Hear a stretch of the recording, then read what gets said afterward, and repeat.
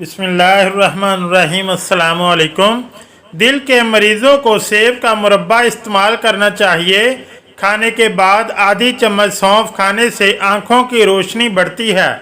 गुड़ का शरबत बनाकर पीने से कभी मोटापा नहीं आएगा। थोड़ा सा काफूर सरसों के तेल में मिलाकर बालों में लगाएं। जुओं और लीखों का हमेशा के लिए खात्मा हो जाएगा। रोज़ाना गंदम की रोटी खाने से मैदा काफ़ी मजबूत रहता है। मैदे की तेज़ाबियत को दूर करने के लिए अदरक खाया करें। घर की चटाई अस्पताल के बेड से बेहतर है और रिज़्क की तंगी सांस की तंगी से बेहतर है। हमेशा अपने रब का शुक्र अदा कीजिए।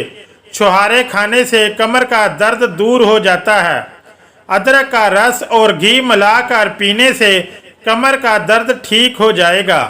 घर को तबाह कर देने वाले रोज़मर्रा के काम: रात के वक्त घर के अंदर झाड़ू देना, हमल ठहरने के बाद बीवी से मुबाशरत करना, टूटी हुई कंघी से रोज़ बाल संवारना, लोहे वाले बर्तन में पानी डालकर पीना, जमा के फ़ौरन बाद गुस्ल ना करने की आदत, घर से निकलते वक्त बायां पाँव पहले निकालना, रात को घर की सफाई करने की आदत, घर में आए मेहमान से काम करवाना, रात को गुस्ल खाने की सफाई करना, घर में रात को झगड़ा करने की आदत, सुबह को देर तक सोए रहने की आदत, खाने की चीज़ों की बेहुरमती करना।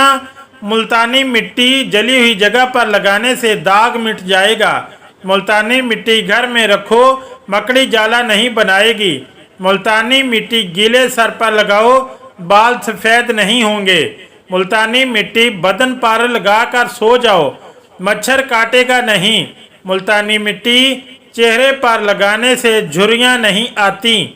मुल्तानी मिट्टी के पेड़े बनाकर कमरे के किसी कोने में रख दो, कमरे में छिपकलियाँ नहीं आएंगी।